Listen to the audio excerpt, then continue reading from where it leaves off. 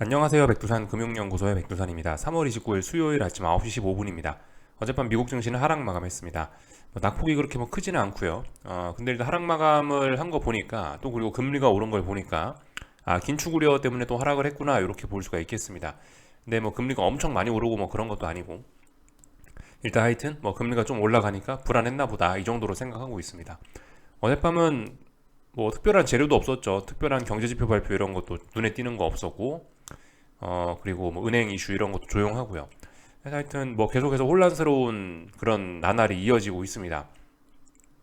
어젯밤 같은 경우는 도무지 어떤 것이 시장에 영향을 미칠까 이런 것도 솔직히 예측이 잘 안 되더라고요. 그러니까 평상시 같으면 어떤 시장에 주된 재료가 있을 거 아닙니까? 오늘은 인플레 관련된 거. 오늘은 경제지표 이렇게 딱딱 그날의 분위기를 결정짓는 뭔가 중요한 요소를 알 수가 있는데 어젯밤은 장중에 갑자기 은행 위기 이런 이야기 나오면 나스닥 올라갈 수도 있고 그죠? 유동성 공급한다는 핑계 대고 그리고 올라갈 수도 있는 거고 금리 좀 오르면은 긴축 우려 때문에 하락할 수도 있는 거고 이 도대체 이게 어떤 컨셉으로 시장이 움직일까 알 수가 없더라고요. 근데 일단 아침에 일어나니까 금리 찔끔 오른 걸 가지고 또 긴축 우려다라고 하면서 일단 시장은 하락 마감을 했다라는 거 볼 수가 있겠고요.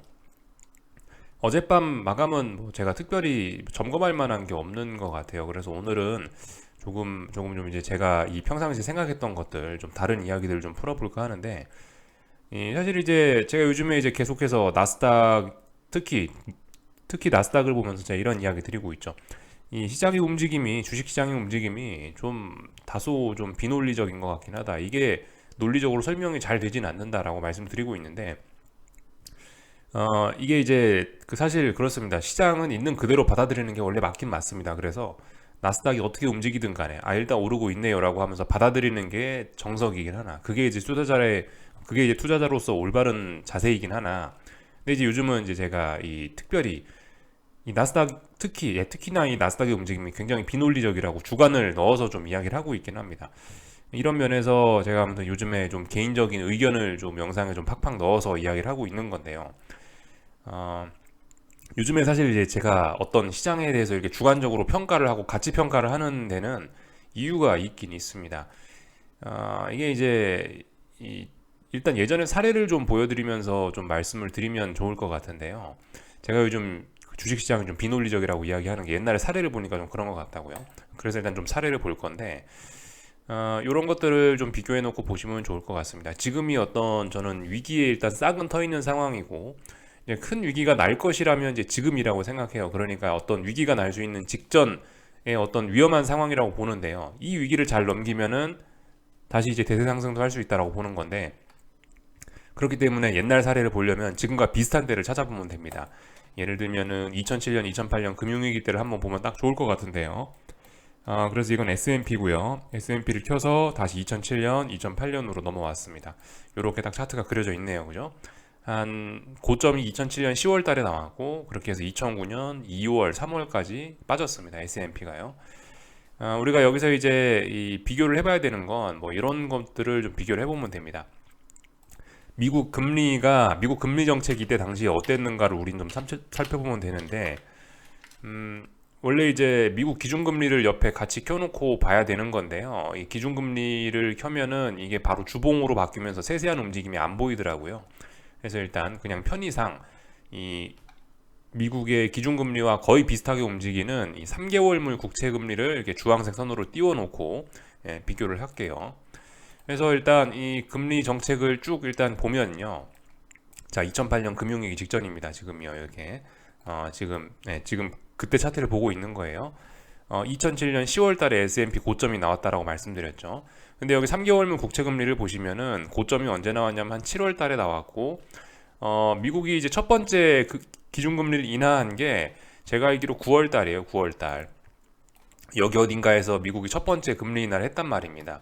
금리 인하를 첫 번째 금리 인하하면서 이제 3개월물 금리도 같이 쭉 떨어진 건데 잘 보시면은 첫 번째 금리 인하 하고 물론 그 전부터 이렇게 금리 인하 기대감이 있었어요. 여기 있는 이 주황색 선 3개월물 국채 금리 움직임이나 이런 걸 보면은 아무래도 이런 단기물 국채 금리들은 전반적으로 이 연준의 통화 정책을 미리 좀 선행하는 그런 개념이 있기 때문에 이 보시면은 이 연준이 금리 인하하기 전부터 계속해서 오래전부터 금리 인하에 대한 기대감이 있어 왔어요.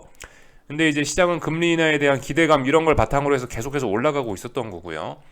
그리고 지금 보시면 첫 번째 금리 인하를 제가 9월 달쯤에 했다라고 말씀드렸는데 9월 달에 금리 인하 한 거를 보고서도 시장은 이걸 유동성 파티라고 인식하고 더 올랐단 말이죠. 그래서 고점이 S&P가 10월 달에 나왔어요.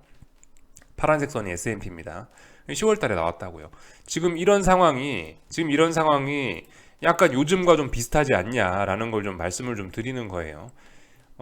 이게 왜 그러니까 지금 2007년, 2008년 금융위기 때를 보여드린 거 아닙니까? 그죠? 누가 봐도 명백한 어떤 은행 위기가 있었고, 그래서 이제 경기 침체가 온 거고, 이렇게 주식시장이 급락을 한 건데, 알잖아요. 그러니까 우리는 이때 위기가 있었다라는 거를.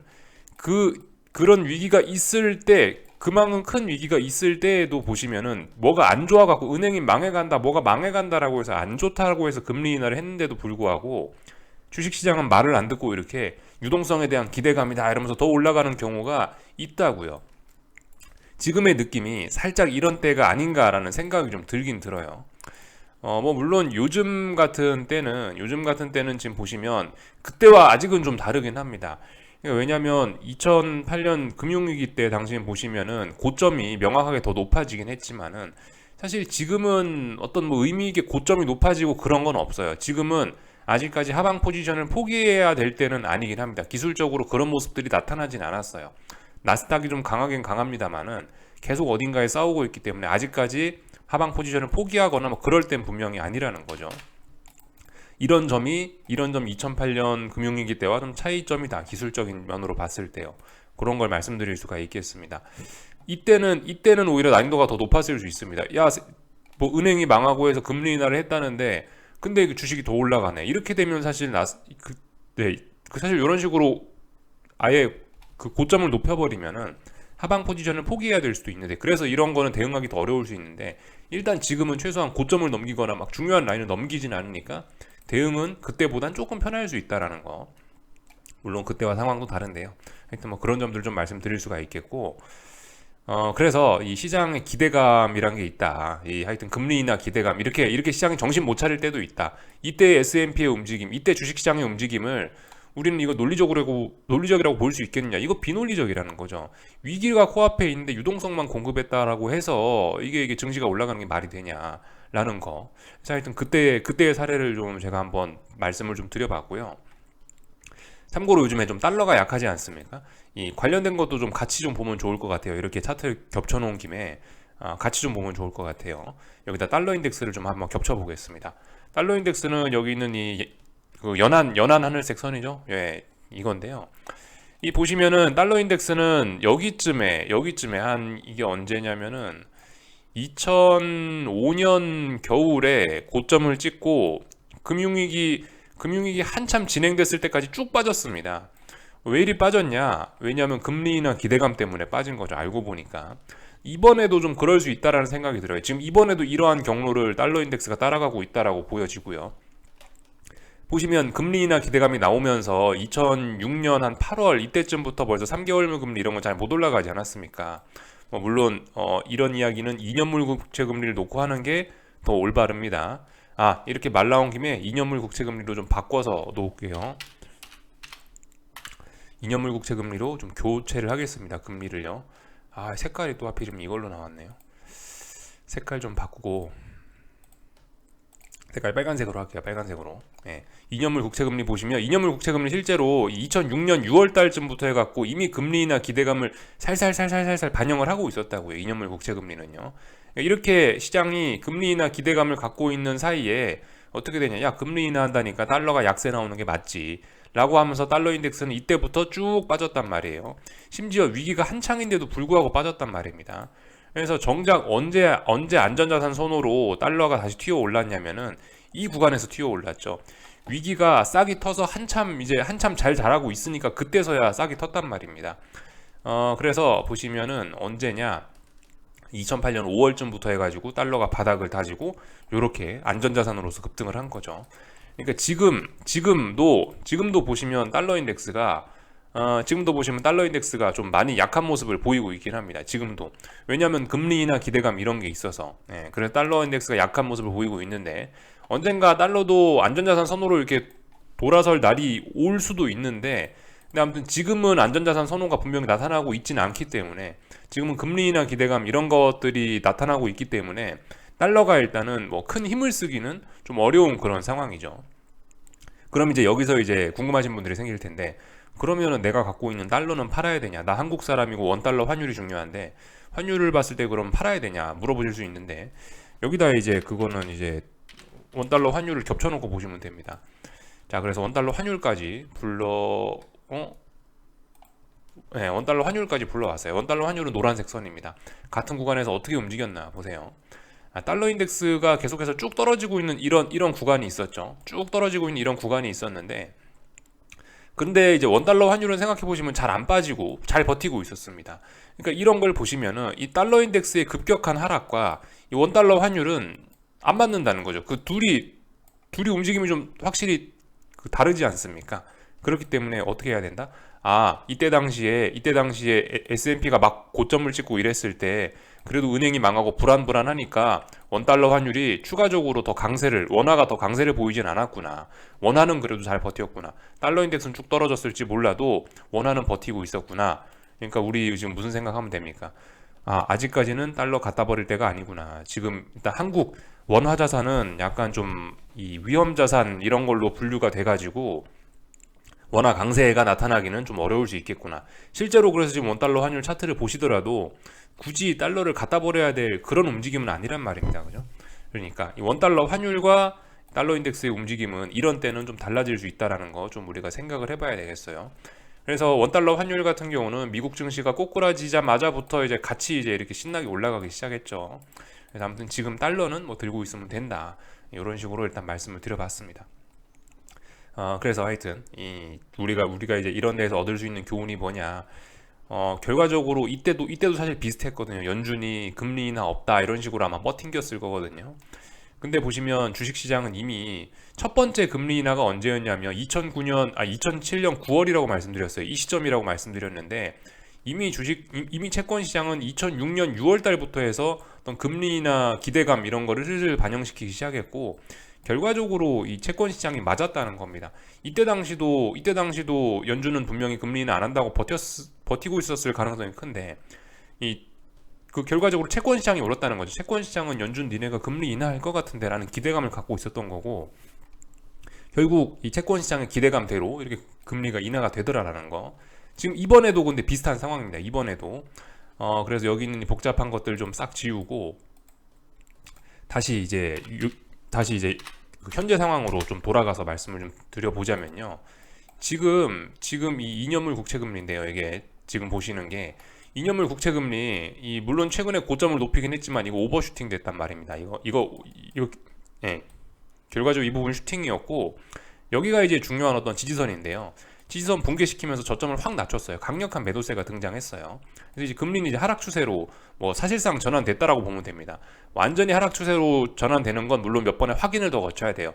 이번에 올라오고 있는데 금리가 어디까지 올라오는지 보고 다시 어디서 떨어지는지 보고 여기 있는 전저점을 낮추는지까지 확인해야 온전한 하락 추세이긴 한데 이미 여기 전저점 붕괴시킨 것부터 해서 이미 여기 있는 중요한 중요한 지지선을 붕괴시킨 것부터 해서 사실상 이제 금리는 이제 아래쪽으로 돌아섰다라고 봐도 그다지 뭐 무리는 없을 것 같아요. 은행도 망해가고 있으니까.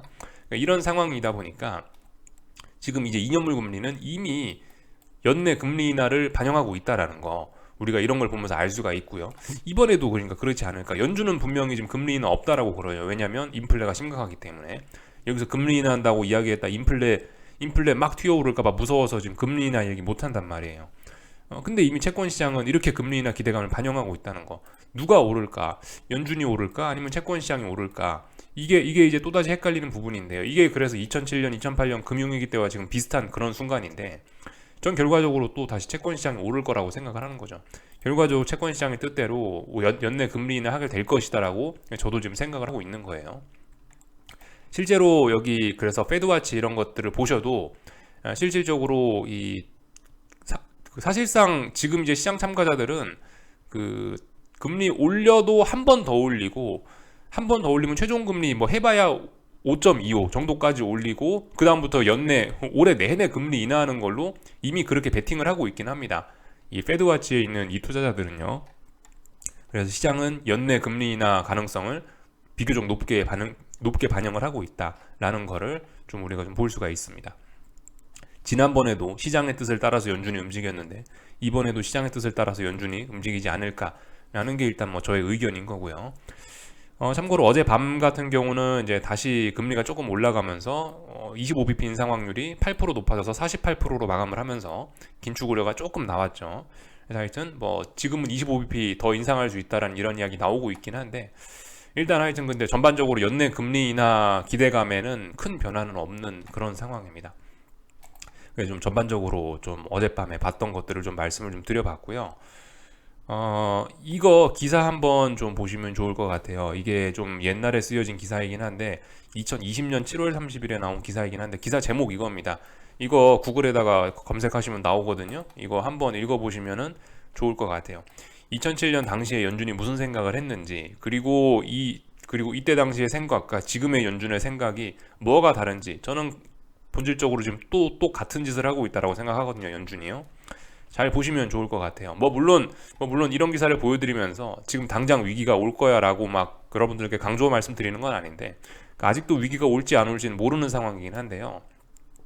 근데 지금 이제 연준이 하는 짓거리나 시장의 기대감이나 이런 것들을 보면 지금 뭐 그 2007년, 2008년 금융위기 때와 좀 유사한 네, 굉장히 좀 그 유사한 점들이 많이 보이는 거는 사실입니다. 그래서 뭐 대략적으로 뭐 이런 내용들 볼 수 있죠. 뭐 2007년 6월부터 해가지고 뭐 두 개의 헤지 펀드가 뭐 파산 위기에 몰리고 어쩌고저쩌고 위기가 있었는데, 그런데도 불구하고 뭐 괜찮다라고 버냉키의 태도는 미온적이었다라고 하고 있죠. 당시 의장은 버냉키였죠. 이런 이야기. 그리고 심지어 8월 7일에도 모기지를 제외한 모든 신용 상황이 강하다면서 금융시장 안정될 가능성 크다고 했는데, 9월 달에 바로 금리 인하했죠.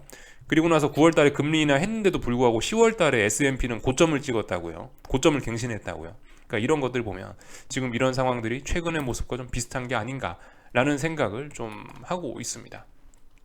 이런 것들 한번 쭉 읽어보시면 좋을 것 같아요. 지금 이때 연준의 생각이나 지금의 연준의 생각이나 굉장히 비슷하다. 또 이거 역사가 반복되지는 않을까, 우리 이런 생각 한 번 정도 좀 해볼 수가 있을 것 같고요.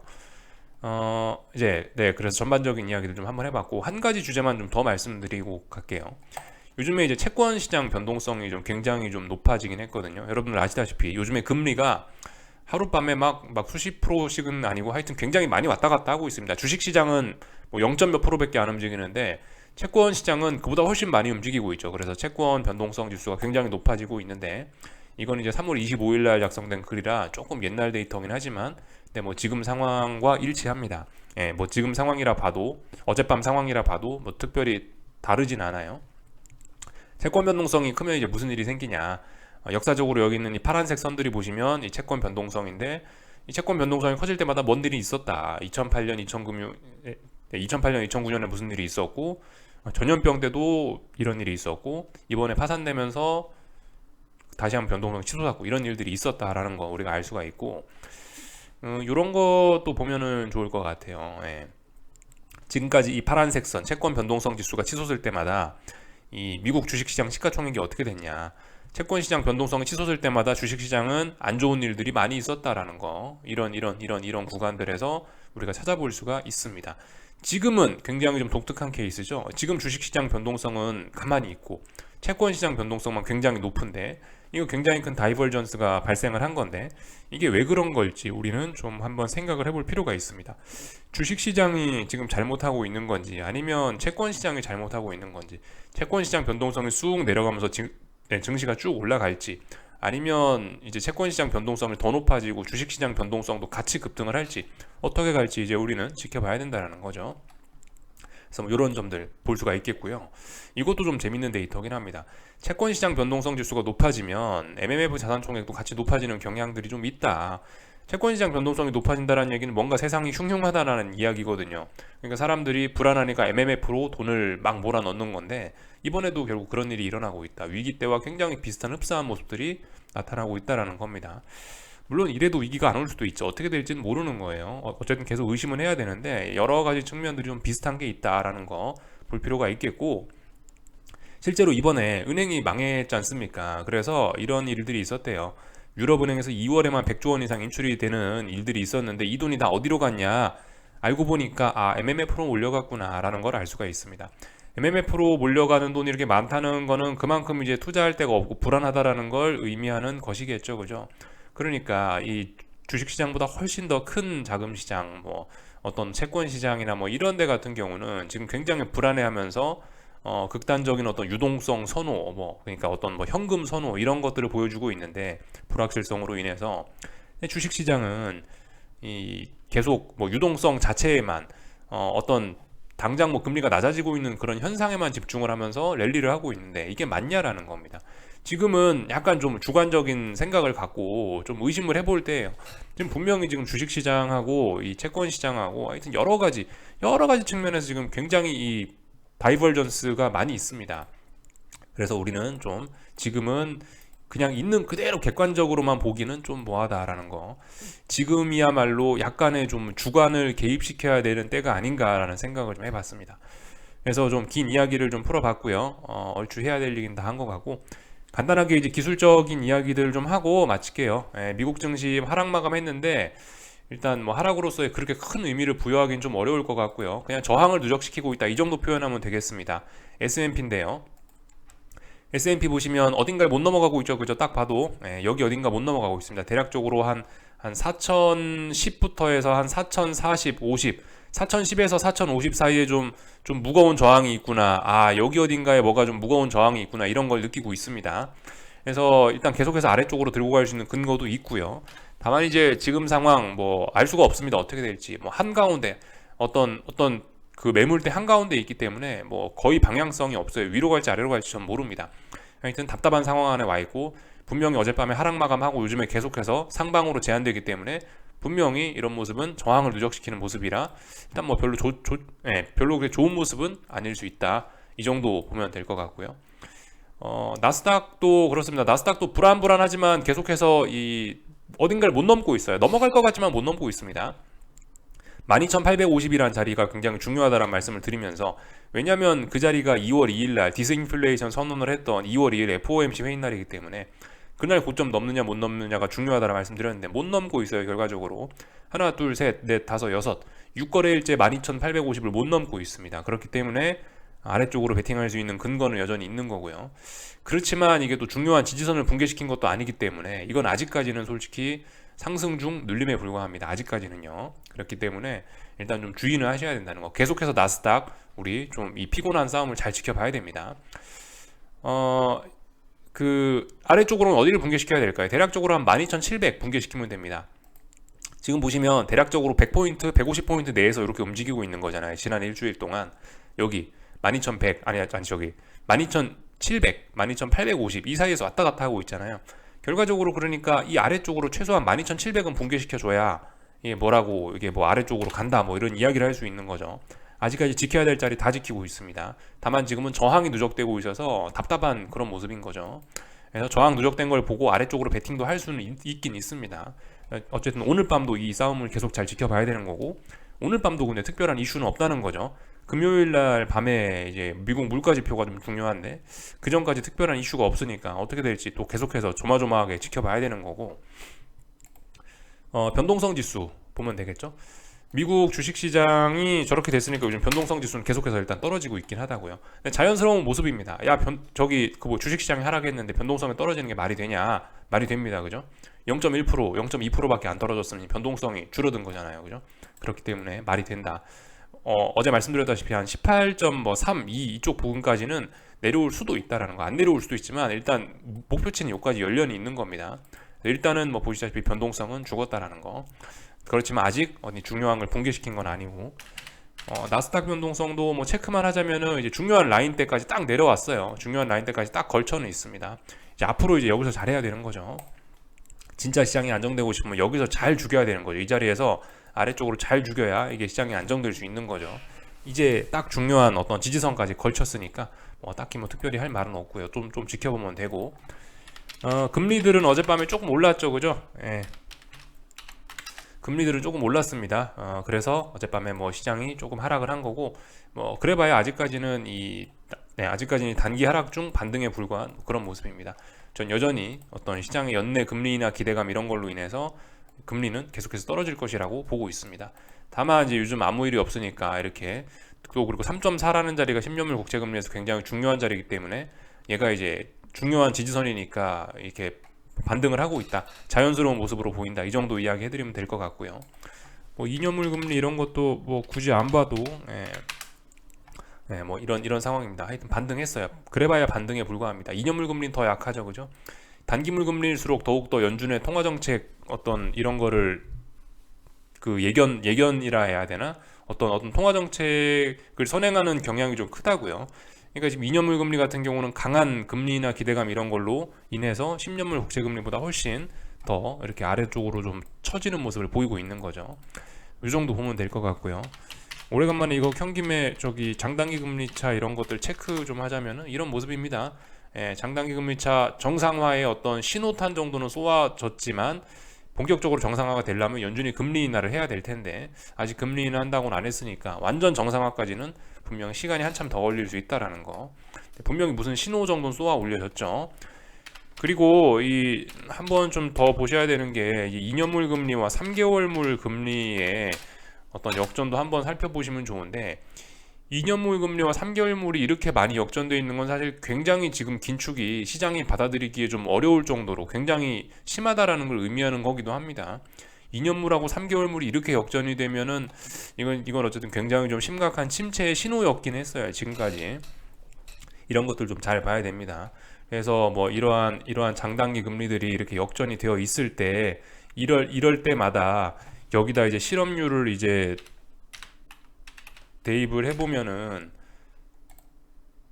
이렇게 어떤 금리가 역전되어 있을 때마다 이게 실업률이 탁탁탁 튀어오르는 이런 모습들을 딱 항상 보였었거든요. 참고로 여기가 장단기 금리차 0이죠. 이렇게 역전되었을 때마다 굉장히 좀 안 좋았었던 일들이 많았다라는 거. 이번에도 지금 비슷한 그림입니다. 그래서 하여튼 지금 이래저래 좀 주의해야 될 때긴 하다라는 거 한번 좀 체크를 했고요. 뭐 달러 같은 경우는 뭐 말씀드렸다시피 아무래도 좀 요즘에 이 금리나 기대감 뭐 이런 걸로 인해 갖고 확실히 좀 약한 것 같긴 하다. 그래도 일단 지금 상황에서 아직까지 달러를 포기할 때는 아닌 것 같다. 왜냐하면 달러 인덱스 자체도 여기서 다중바닥형 만들 수도 있기 때문에. 아무튼 뭐 지금 계속해서 달러는 제가 뭐 특별히 할 말 없는 그런 구간입니다. 답답한 구간 안에서 더 죽을 수도 있어요. 이런 구간 안에서는요. 근데 뭐 일단 뭐 어쨌든 간 여기 어디 전저점 지키면 다시 저점 높아지면서 충분히 올라갈 수도 있겠죠. 뭐 이 정도를 살펴보면 될 것 같고요. 거의 다 본 것 같습니다. 어젯밤에 뭐 국제유가 뭐 좀 올랐고 뭐 그래서 특별히 뭐 더 이상 볼 거 없는 것 같아요. 미국 증시는 뭐 이 정도 마감했다. 보시면 될 것 같고요. 오늘 한국 증시는 일단은 뭐 하락을 하나요? 어떻게 될지 잘 모르겠네요. 오늘 코스피는 그겁니다. 오늘 코스피는 결과적으로 어제 급등, 어제 코스피가 좀 많이 올랐던 게 이게 진짜였나 아니었나 이제 테스트하는 그런 과정이라고 보시면 되겠어요. 어제 상승했던 거를 이런 식으로 좀 이 정도는 되돌림이 아닌데 하여튼 조금 좀 많이 하락을 해버리면은 그렇게 해서 그러니까 어제 나온 양봉의 절반 이상을 잡아먹게 되면은 결과적으로 어제의 급등은 다소 속임수였을 가능성이 좀 있긴 있겠죠, 그죠? 그런 점들 좀 위주로 살펴보시면 될 것 같고요. 어제 말씀드렸던 뭐 그런 점들이 있죠. 뭐 변동성 지수가 어떻게 되나 뭐 이런 것들 좀 지켜보시면 되고 변동성 지수가 중요한 지지선 부근에 왔다라는 거. 또 그리고 어제 개인들이 콜옵션을 또 100억을 샀다라는 거 그런 점들이 어떻게 작용할지 오늘 그냥 이제 편안하게 보시면 될 것 같고 솔직히 코스피는 뭐 계속해서 말씀드리지만 별로 제가 드릴 만한 이야기가 없습니다. 이거는 코스피는 어차피 위쪽에 저항이 너무 많아가지고 제가 뭐 딱히 여기서 조금 더 올라간다라고 해도 별로 할 말 없고 뭐 그런 상황이고 하여튼 다시 아래쪽으로 보려면 316을 확실히 붕괴시키고 어제 나온 장대 양봉을 좀 잡아먹어야 될 필요는 있을 겁니다. 하여튼 오늘은 그거예요. 어제 나왔던 장대 양봉, 어제의 급등이 코스피가 이게 속임수였는지 아니었는지 오늘 좀 검증해 보시면 됩니다. 오늘 뭐 그 정도 하면 될 것 같고 오늘의 관점은 그거고 코스닥은 말씀드렸다시피 이거는 아래쪽으로 보시면은 이거 안 돼요. 이거 지금 이 위쪽에 유리천장이 살짝 있는데 그 유리천장 또 극복하려고 자꾸 보시다시피 또 머리를 막 내밀고 있죠. 아래쪽으로 베팅한다는 아이디어는 갖고 있을 수 있는데 실제로 지금 베팅할 때는 아니라고요. 왜냐? 올라가고 있으니까. 그죠? 언젠가 이거 멈추면 해야 됩니다. 이 정도 보면 될 것 같고요. 달러 인덱스는 하락할 수 있더라도 우리 안전자산이 아니죠. 예, 원하는 위험자산이기 때문에 얘 같은 경우는 이렇게 뭐 계속해서 양봉이나 이런 어떤 이런 강세 모습을 저기죠, 강세가 아니고 워낙 약세죠. 이렇게 올라가는 게 자꾸자꾸 일단 그 위쪽으로 올라가려고 하는 뭐 그런 게 좀 있긴 있습니다. 아직까지 얘는 중요한 자리 계속해서 지지력 보이고 있고요. 92원이 중요한 자리입니다. 그 92원 자리 또 오늘도 테스트하고 있는 거고요. 그래서 일단 뭐 오늘 한국 시장은 뭐 특별히 할 말이 없는 것 같아요. 뭐 원달러 환율이 잘 지키고 있는지 보고 어제의 상승이 속임수였는지 보고 코스닥은 계속 올라가고 있으니까 뭐 아래쪽을 보면 안 되고요. 그죠? 이 정도 말씀드리면 될 것 같습니다. 여기까지 하겠습니다. 궁금한 거 리플 남겨주시고 오늘 저녁에 뵙도록 하겠습니다.